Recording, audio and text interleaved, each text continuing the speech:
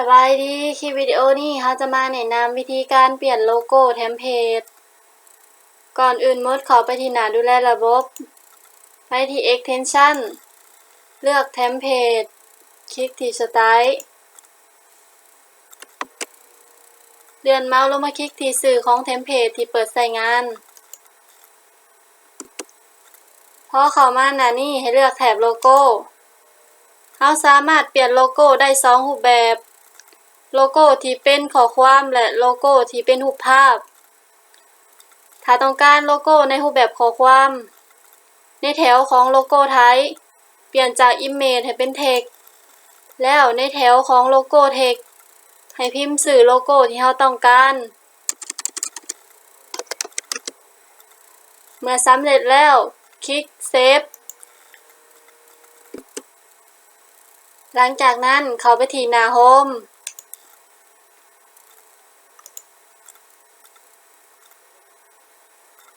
นี่แม่นโลโก้ในรูปแบบข้อความถ้าบ่ต้องการกลับมาที่หน้าดูแลระบบแล้วเปลี่ยนจาก Text ให้เป็น Image ถ้าต้องการโลโก้ในรูปแบบรูปภาพในส่วนของ Select Default or Upload เปลี่ยนจาก Default Logo ให้เป็น Upload Logo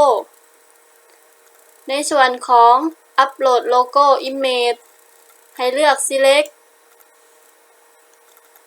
แล้วเลื่อนเมาส์ลงมาหลุมสุด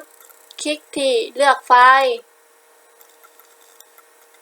เลือกไฟล์รูปภาพที่เราจัดเตรียมไว้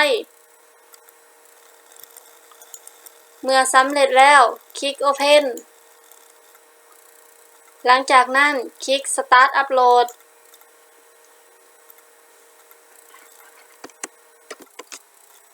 เมื่อสำเร็จแล้วคลิกเลือกไฟล์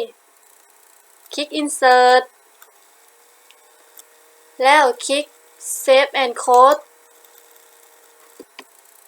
แล้วไปที่หน้า Home เพื่อเบิ่งโลโก้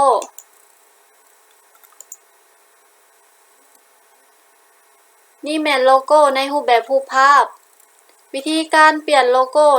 เทมเพลตได้สำเร็จแล้ว